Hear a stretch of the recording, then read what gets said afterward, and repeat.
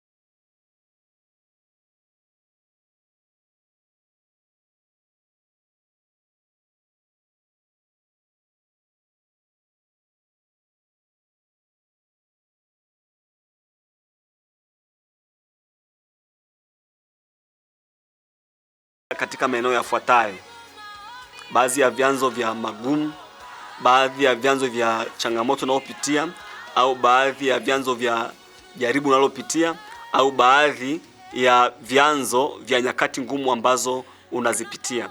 Namba moja, Roman 1 ni Mungu mwenyewe. Mungu anaweza kuruhusu mtu apitie kwenye nyakati ngumu. Mungu anaweza karuhusu kabisa mtu apitie kwenye nyakati ngumu, au Mungu anaweza karuhusu kabisa mtu apitie kwenye changamoto fulani. Kama Yesu mwenyewe mwana wa Mungu alipitia changamoto. Yesu mwenyewe mwana wa Mungu alienda msalabani. Yesu mwenyewe mwana wa Mungu alivuliwa nguo, alidhalilishwa, akaibishwa pale msalabani. Maanake Mungu anaweza karuhusu mtu apitie kwenye jaribu. Si kila anayepitia kwenye jaribu ni amefanya dhambi, au ana dhambi nyingi, au amemkosea Mungu. Unaweza kawa huna dhambi kabisa, hamna dhambi uliyoifanya, huna kosa lolote, lakini Mungu akaruhusu upitie kwenye nyakati ngumu. Mungu anaporuhusu upitie kwenye nyakati ngumu, huwa anakuwa na lengo. Na lengo la Mungu kuruhusu mtu apitie nyakati ngumu sio baya, ni lengo zuri. Naomba tuangalie kitabu cha Ayubu, ile sura ya kwanza, ule mstari wa kwanza. Kile kitabu cha Ayubu, ile sura ya kwanza, kuanzia ule mstari wa kwanza. Anasema, palikuwa na mtu katika nchi ya Usi, jina lake alikuwa akiitwa Ayubu. Mtu huyu alikuwa mkamilifu na mwelekevu, ni mtu aliyemcha Mungu na kuepukana na uovu. Tunaona sifa za huyu Ayubu. Inawezekana hata unanisikiliza huna. Biblia inasema alikuwa mcha Mungu, mkamilifu, mwelekevu. Anasema kisha walizaliwa kwake wana 7 na binti 3. Mali, afu jamaa alikuwa na pesa pia, alikuwa na mali. Anasema mali yake nayo ilikuwa ni kondoo 7,000 na ngamia 3,000 na jozi za ng'ombe 500 na punda wake 500. Yaani kwa leo tulikuwa tunazungumzia alikuwa na V8, alikuwa na Lava 4, alikuwa na Land Cruiser. Ndo mali ya huyu bwana. Nasema mstari wa 4, nao wanawe huenda na kufanya karamu katika nyumba ya kila mmoja wao kwa siku yake. Nao wakatuma na kuwaita maumbo yao 3 ili waje kula na kunywa pamoja nao. Basi ilikuwa hapo hizo siku za karamu zilipokuwa zimetimia, Ayubu hutuma kwao akawatakasa. Kisha akaamka asubuhi na mapema na kusogeza sadaka za kuteketezwa kama hesabu yao wote ilivyokuwa. Kwani Ayubu alisema, yumkini kwamba hawa wanangu wamefanya dhambi na kumkufuru Mungu moyoni mwao. Ndivyo alivyofanya Ayubu siku zote. Kwa mpaka hapa mstari wa kwanza mpaka huu mstari wa 5 tunaelezwa sifa za huyu Ayubu, kwamba alikuwa ni mcha Mungu, alikuwa ni mwelekevu, lakini pia alikuwa na mali. Wewe ambaye una mali humchi Mungu. Ayubu alikuwa na mali na anamcha Mungu. Mstari wa 6 anasema ilikuwa siku moja ambayo hao wana wa Mungu walikwenda kujihudhurisha mbele za Bwana. Shetani naye akaenda kati yao. Bwana akamuuliza Shetani, umetoka wapi wewe?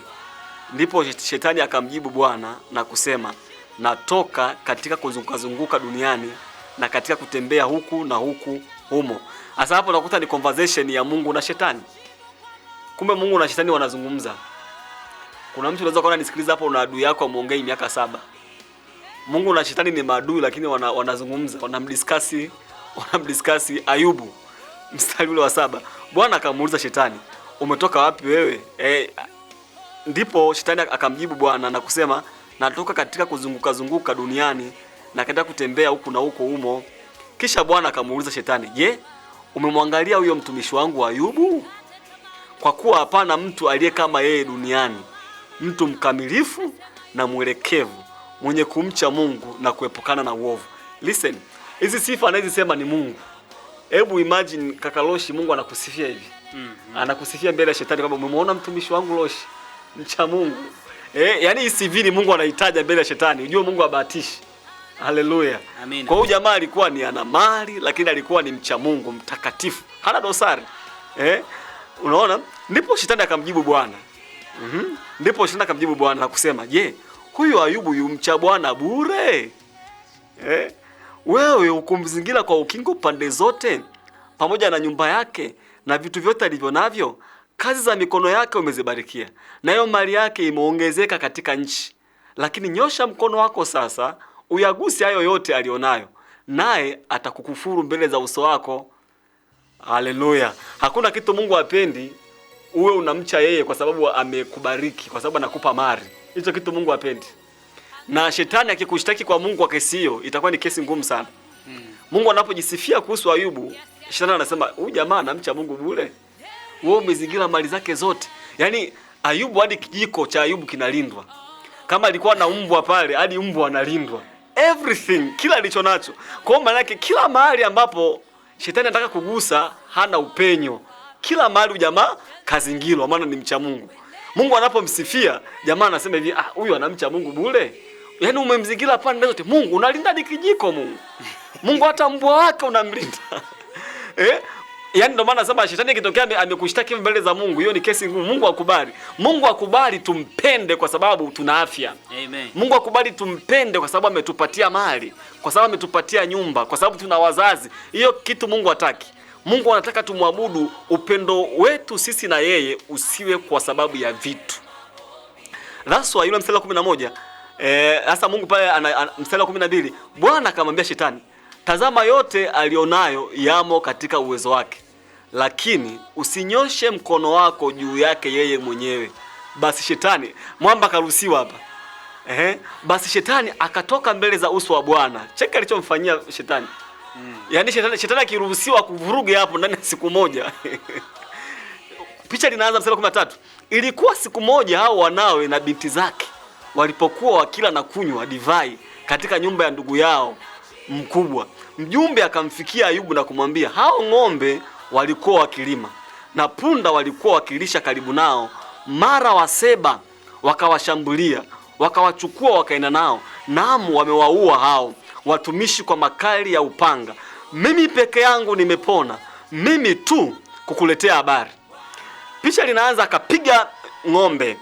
Wale ng'ombe wamepigwa. Sasa kwa jicho la kawaida unaona ni Waseba.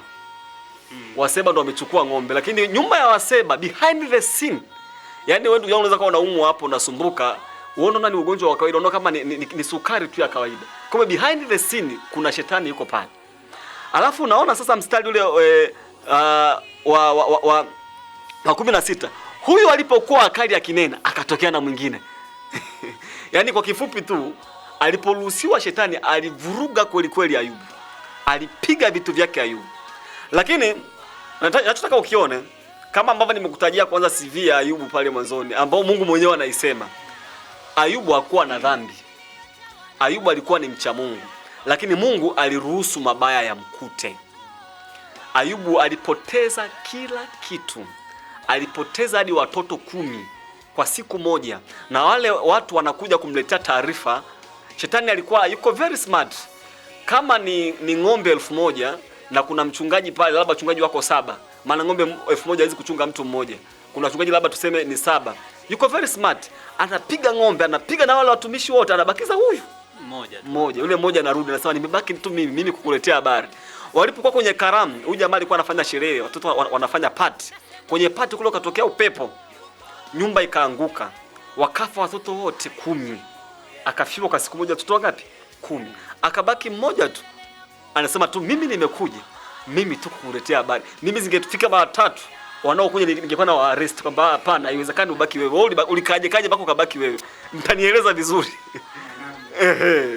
Kwa hiyo jamaa alivurugwa kweli kweli, alivurugwa. Kwa nini alivurugwa? Mungu aliruhusu. Nachotaka ukione kwamba Mungu anaweza kuruhusu mtu apitie. Lakini Mungu anaporuhusu upitie changamoto au upitie majaribu au upitie nyakati ngumu, Mungu anaruhusu kwa lengo zuri. Lengo la kwanza, Mungu anaweza kana ruhusu ili akuimarishe. Na ndio maana mara nyingi sana baada ya mtu kupitia kwenye changamoto, baada ya hapo anakuwa imara. Unaweza kuwa unanisikiliza hapo kijana mwenzangu mwanaume. Kuna wakati unatafuta msaada, baba asaidii, mama asaidii, ndugu hawasaidii. Mungu ana uwezo wa kufunga hao watu wote akawazuia wasije kukusaidia. Na lengo la Mungu ni kukufanya uwe chuma. Unajua wakati fulani unapopitia kwenye magumu ndo akili zinafanya kazi to the maximum. Ndo uwezo wako kufikiri unaongezeka. Kila kipindi ambacho kila kitu unachokitaka kipo. Kodi ya nyumba hii hapa.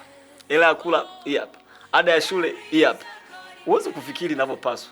Sasa Mungu kuna kipindi anataka kupitisha ada ya shule haipo. Alafu anakutengenezea unaenda kwa mama mwenye nyumba kisirani. Yule ambaye niliwahi kupanga mahari, yule mwenye nyumba ikibaki wiki anakukumbusha, baba ibaki wiki moja. Malaki tarehe ikifika hataki usumbufu.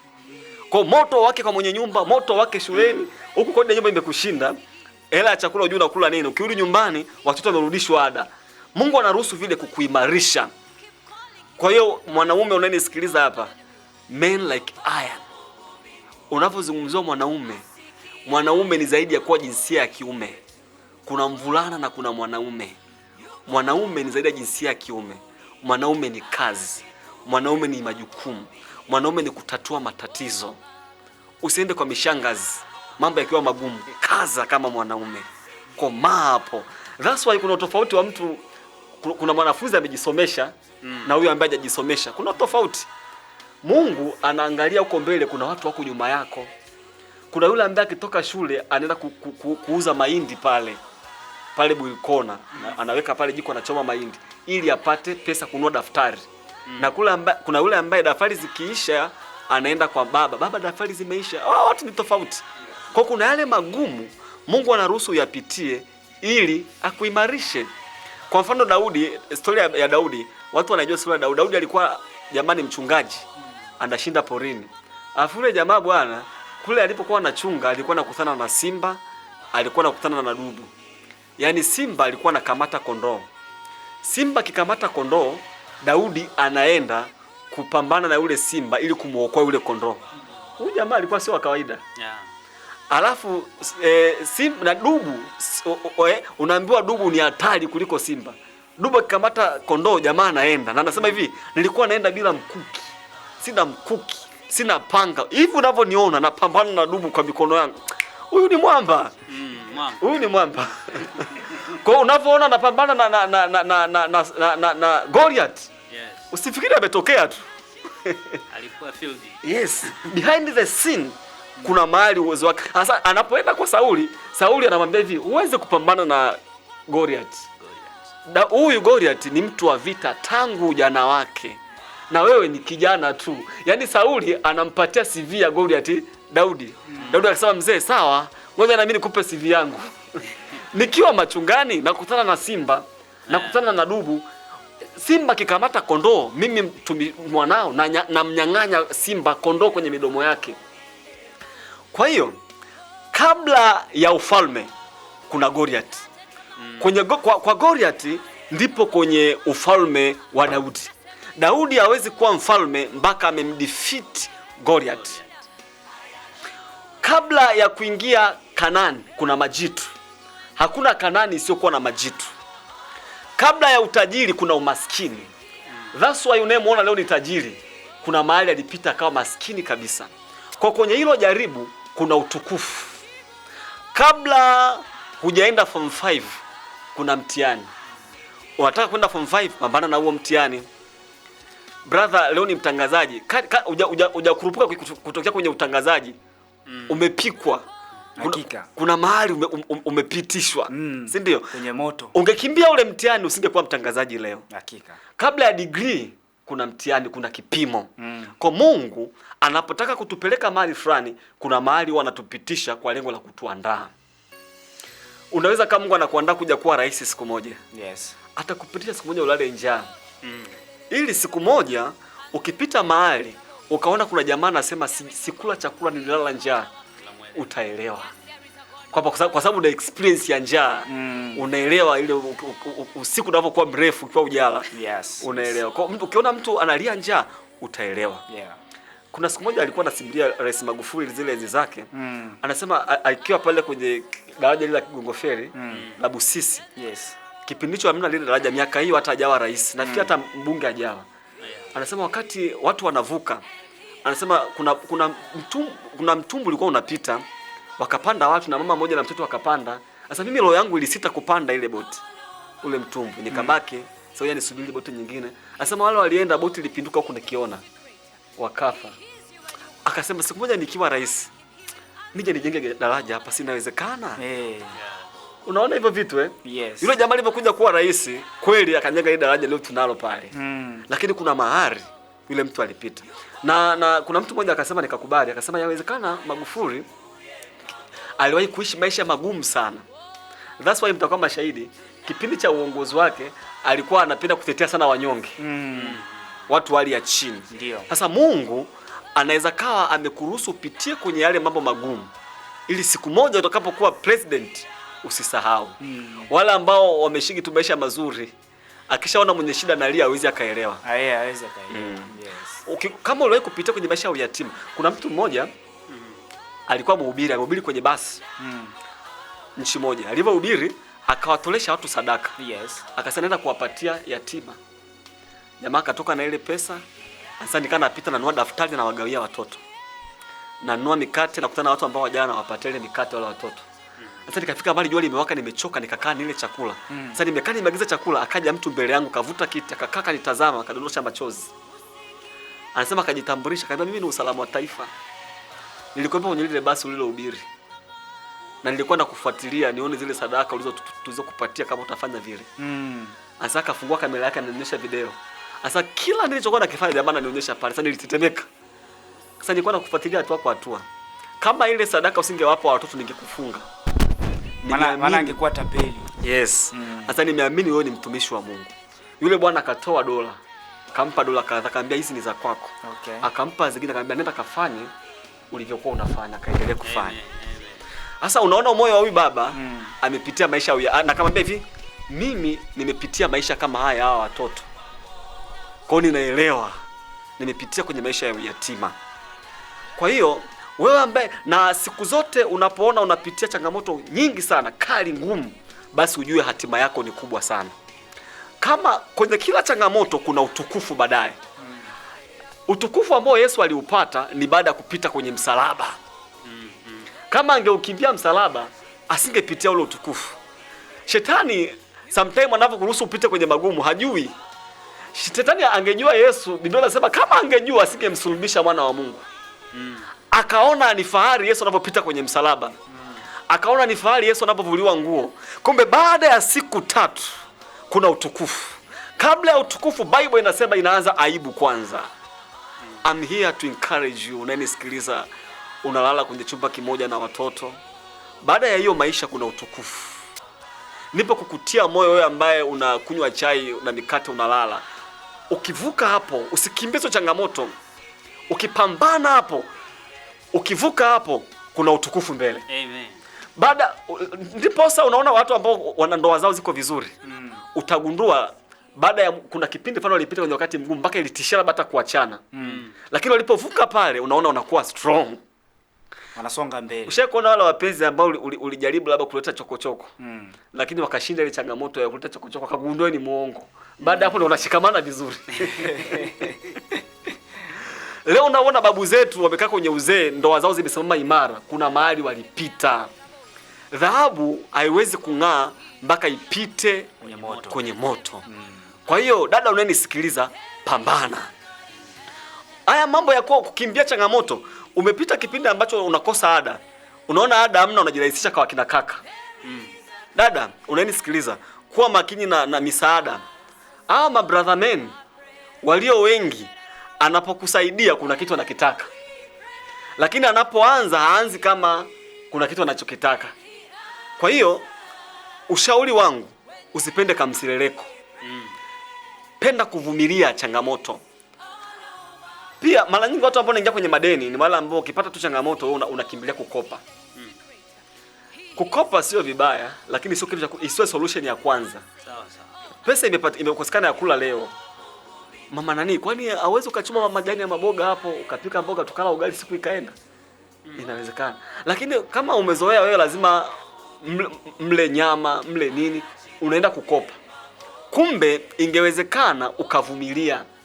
Sawa. Unakosa kuvumilia changamoto, unakimbilia kuelezea watu. Na sometimes hizo changamoto za ndoa imetokea tu, watu umeshampigia fulani, umeshampigia mama, umeshamwambia fulani. Unakosa kusimama na kuhendo, unakuwa ni mtu mwepesi kukimbia changamoto. Kumbe changamoto inabidi uzikabili. Biblia inasema Yesu alikaza uso wake kuelekea Yerusalemu. Na alikuwa anajua kabisa kipi kinampata kule Yerusalemu. Lakini Biblia inasema alikaza uso wake kuelekea wapi? Yerusalemu. Na alikuwa anajua kinachompata. Wewe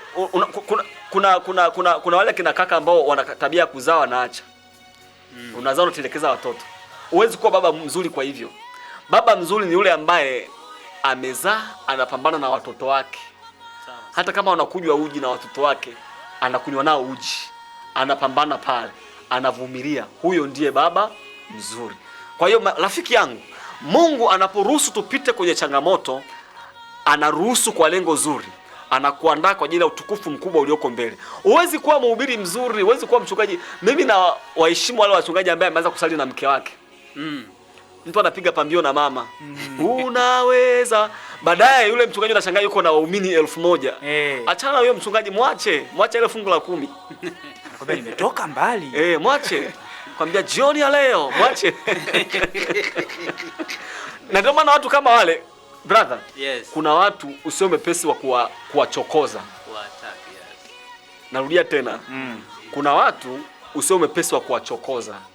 Maana alikotoka Mungu anajua. Ametoa sadaka yake ya muda, sadaka yake ya nguvu kazi. Nilimsikia pastor mmoja, nilisikia machozi yakinitoka. Asante, chai kunywa chai tulikuwa tunatumia pipi. Tunaweka kwenye chai pipi. Tunakorogea pipi. Ndio ilikuwa ndo chai. Lakini saa hiyo amekuwa na maisha mazuri. Sasa mwanangu alikonda sana. Konda huyu mwanangu. Hata kumtazama ulikuwa huwezi kumtazama vizuri. Kuna baada nilikuwa nadorosha tu machozi. Maana alipita kwenye dhiki fulani. Baada ya hapo sasa amekuwa na kanisa zuri kubwa. Ni askofu mmoja mkubwa sana hapa Tanzania. Lakini akana simulia ile maisha yake kule nyuma alikopitia. Ukimuona yule, wewe usije ukamchokoza kuhusu huduma yake. Kesi kama hizo mzee wa siku mwenyewe Ndio anajua. Anaingiliaga kati. Yaani kuna kesi, kuna mtu kimchokoza hiyo kesi, mwamba mwenyewe anaingilia kati. Unajua Bible inanifurahisha, kuna kipindi fulani watu walimchokoza Ayubu. Yes. Unaona mapito Ayubu. Biblia inasema hivi, katika mambo yote Ayubu hakufanya dhambi. Wala hakumwazia Mungu kwa upumbavu. Pamoja na kufiwa na watoto 10, pamoja na kupoteza wale wanyama wake wote, pamoja na kupoteza ngamia, pamoja na kupoteza kila kitu, Ayubu hakutenda dhambi. Wala hakumwazia Mungu kwa upumbavu. Yaani unajua ile wakati Mungu na shetani wanazungumza ni kama wanabeti. Kwa hiyo kwa shetani mkeka ulichanika. Mungu alishinda. Mkeka ulichanika. Na keshauti ilikuwa ni roho yake. Yes.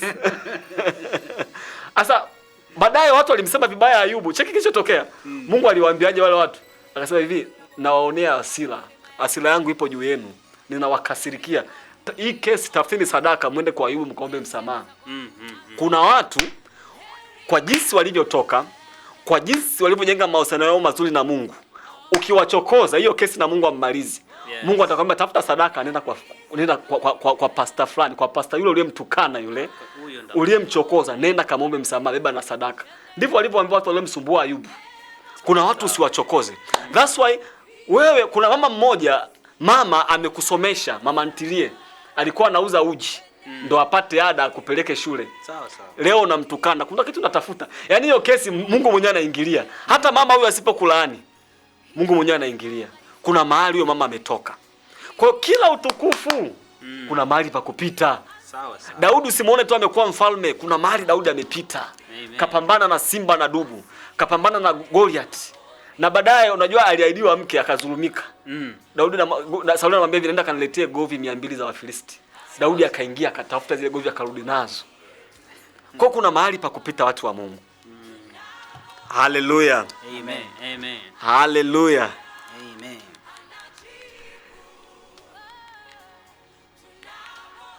Lakini pia Roman 2 kuna zile changamoto ambazo zinaletwa na shetani. Roman 1 tumesema zinaletwa na Mungu, lakini Roman 2 zinaletwa na shetani. Sasa shetani anapoleta, lengo lake ni anapeta mabaya kwako, lengo ni kukuangamiza. Yaani anapokuleta shetani jaribu au tatizo au changamoto, lengo ni kukuangamiza. Hana lengo zuri Lakini ukivuka pana utukufu pia. Roman 3 kuna changamoto ambazo zinakuja ni wewe mwenyewe. Kuna changamoto zinakuja wewe ndio umezisababisha. Kwenye kile kitabu cha Yakobo sura ya kwanza mstari wa 14, nisisome, unayeandika tu andika Yakobo sura ya kwanza mstari wa 14, anasema mtu hujaribiwa na tamaa yake mwenyewe. Kwa hiyo tamaa yako ni ipi? Hapo tunazungumzia kuna weakness yako, tamaa yako ni ipi? Au udhaifu wako ni upi? Ile tamaa yako inaweza ikakupelekea kwenye jaribu. Kwa mfano, unapenda sana pesa. Wewe ni mtu wa kupenda sana pesa. Ni rahisi kujikuta unaingia majaribuni kwa sababu unapenda sana pesa. Akina dada wale ambao mnapenda pesa, sasa hiyo inakuletea jaribu. Umekutana na mbaba mwenye mali nyingi, umeenda naye. Hauangalii kama huyu mtu unaweza tukatengeneza maisha. Sawa. Wewe unachoangalia ni pesa alizonazo. Hiyo kitu inakuingia kwenye matatizo. Na kuna watu ambao unapenda sana pesa, unafikia hatua upo tayari kufanya chochote kwa ajili ya pesa ili upate pesa. Ni hatari kupenda pesa kuliko kumpenda Mungu. Ukimpenda Mungu kuliko pesa, kuna vitu hutafanya hata kama kuna pesa kubwa utalipwa. Sawa sawa. Lakini unajua hichi kitu nitakachokifanya kitanigombanisha na Mungu. Sawa sawa. Ndiposa Yusufu anasema nifanyaje uovu huu nimkose Mungu. Maana yake Ayubu anampenda Yusufu anampenda Mungu zaidi kuliko zile tamaa. Wewe unapenda, ndicho kilichomgharimu Yuda. Sawa sawa. Akajikuta anamsaliti mwana wa Mungu. Alafu akaingia kujinyonga.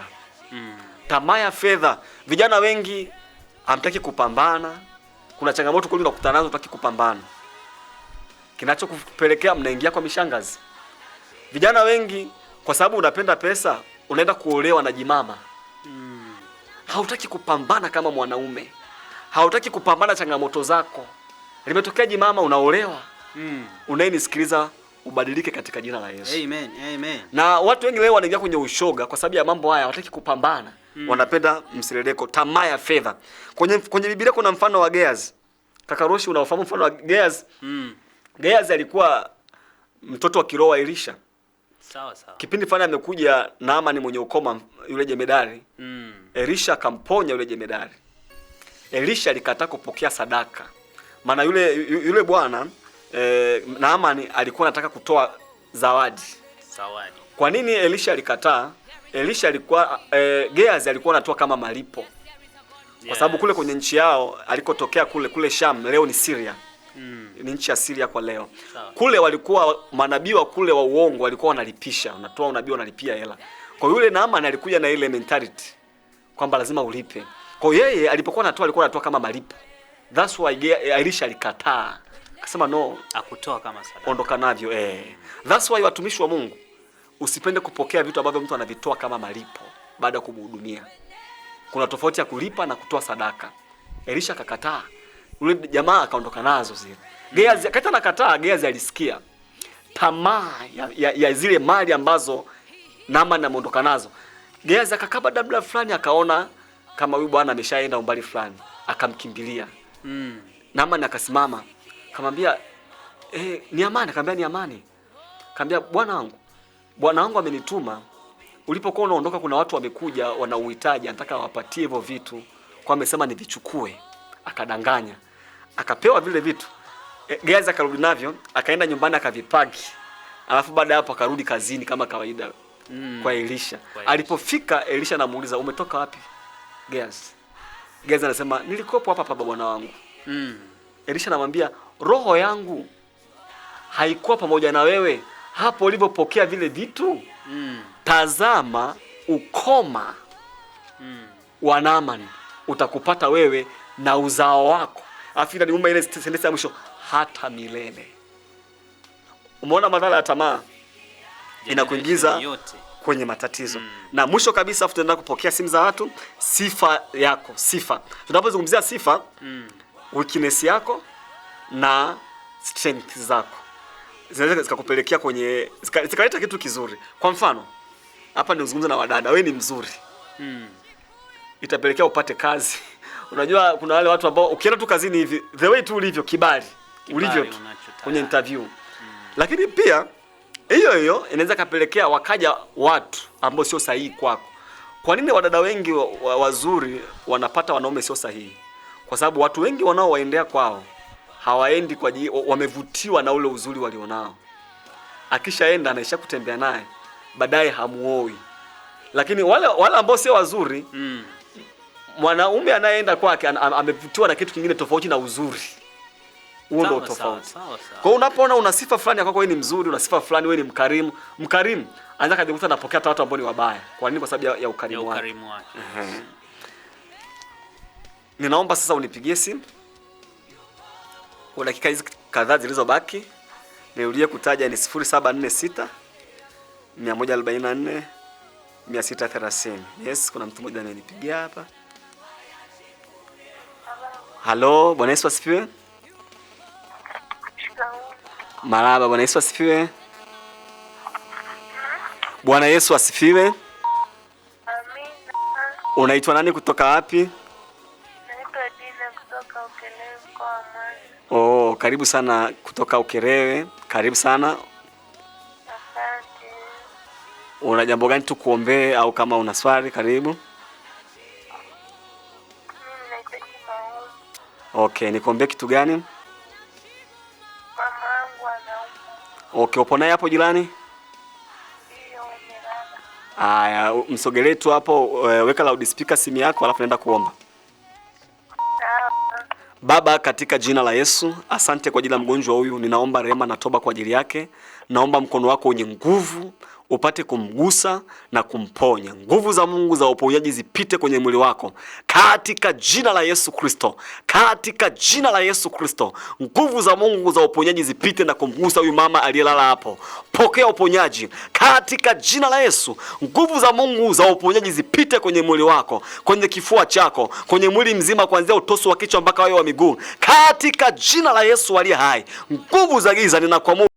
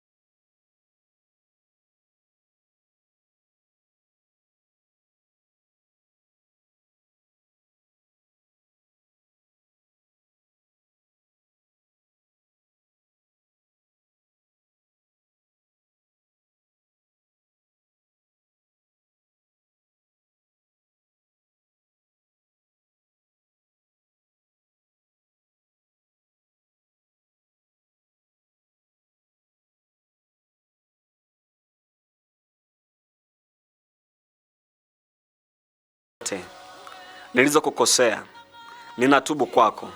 Ee Bwana Yesu, naomba ufute jina langu kwenye kitabu cha hukumu na uandike jina langu kwenye kitabu cha uzima. Karibu Yesu, uingie ndani yangu kwa uweza wa Roho wako. Uwe Bwana na Mwokozi wa maisha yangu. Asante kwa kunisamehe na kuniokoa katika jina la Yesu. Amen. Ikiwa umefuata sala hii, tayari umeshaokoka, tayari umeshampa Yesu maisha yako. Tutafuta kwenye namba ambazo tutakupatia hapo ili tuweze kukusaidia na kukuelekeza zaidi cha kufanya. Baba, katika jina la Yesu, asante kwa ajili ya kipindi cha leo. Asante kwa ajili ya ndugu yangu ambaye ananisikiliza mahali popote pale ndani ya nchi ya Tanzania, hata nje ya nchi ya Tanzania. Baba, ninaomba mkono wako wenye nguvu uendelee kumgusa. Mguse huyu ambaye anapita kwenye wakati mgumu. Mguse huyu ambaye anapita kwenye majaribu. Mguse huyu aliyekata tamaa. Mguse huyu aliyechoka. Katika jina la Yesu Kristo. Kama kuna mtu anasikia hii sauti alikusudia kujinyonga, katika jina la Yesu, hakuna kujinyonga. Hiyo roho ya mauti kuachie. Hilo pepo la kujinyonga likuachie. Hayo mawazo ya kujinyonga. Biblia inasema ya kwamba tukiteka nyara kila fikra na kila mawazo ya jiinuayo juu ya elimu ya Kristo. Hayo mawazo ya kujiua, hayo mawazo ya kujinyonga, ninateka nyara, ninabomoa katika jina la Yesu. Ninateka nyara, nabomoa hayo mawazo katika jina la Yesu aliye hai, na kwa damu ya Yesu Kristo Mungu akushike mkono katika jina la Yesu aliye hai. Amen. Mungu akubariki sana. Kwa leo tunaishia hapa.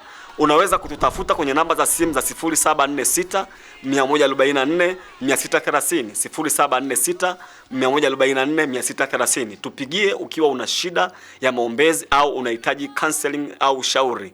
Ofisi zetu zipo Malimbe kule Sauti hapa Mwanza. Lakini pia unaweza ukatumia hizo namba kwa ajili ya kusimama na sisi kwa sadaka zako ili vipindi hivi viendelee kuwa hewani. Unaweza ukapata pia mafundisho yetu kwa njia ya mtandao YouTube, Facebook, Instagram na TikTok. Na hata ya mafundisho ambayo yanaendelea series zake utazikuta kule YouTube. Ingia kwenye hiyo mitandao, tutafute kwa majina ya Montana Online kwenye mabano Agape Ministry. Montana